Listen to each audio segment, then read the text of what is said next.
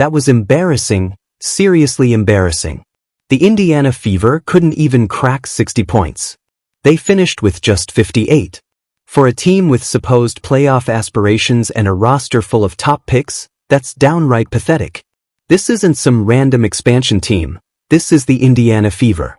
And they just got run out of the gym by the Atlanta Dream, who weren't even playing their best basketball. Here's the worst part. Dream star Ryan Howard had her worst game of the season, scoring just 3 points. And Atlanta still beat the Fever by 20. That tells you everything you need to know. Alicia Gray had layup lines all night, Bree Jones dominated inside, and role players like Greer barely needed to contribute. This wasn't a dream team firing on all cylinders. Yet they still blew out Indiana like it was nothing. And let's talk about that offense, if you can even call it that. Kelsey Mitchell looked completely out of sync. She reverted back to playing like Erica Kelsey, wild, inefficient, tunnel vision basketball. Aaliyah Boston couldn't get anything going inside. The Fever didn't run real sets. No pick and rolls, no pick and pops, no structured offense whatsoever. Sid Carlson logged 25 minutes and had zero impact.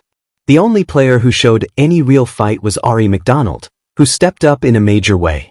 Dana Bonner and Dandis? Just awful.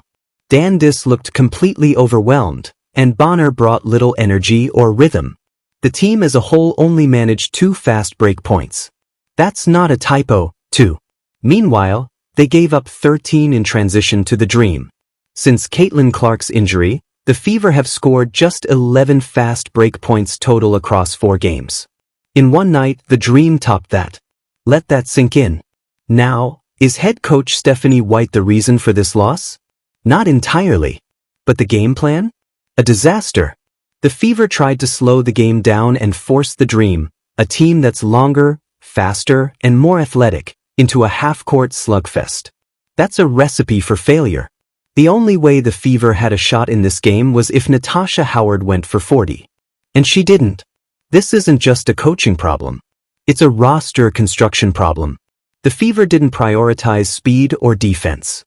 They got rid of athletic wings, the wide receiver, type players that could keep up in today's WNBA, and doubled down on slow bigs and ISO scorers. They stuck with a player like Dandis and didn't replace what they lost with real athletes.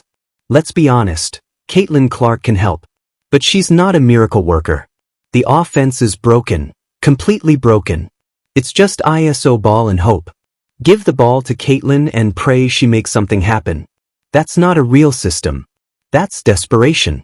The Fever are running a read and react scheme that doesn't fit their personnel. There's no motion, no pace, no structure. They can't make free throws. They miss open looks. And even when they run something decent, they fail to capitalize.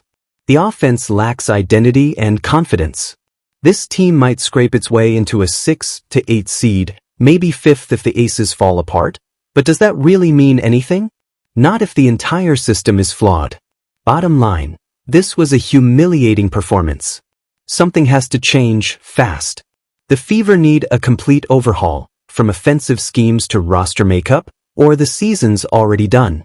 Caitlin Clark or not, if they keep playing like this, they're going nowhere.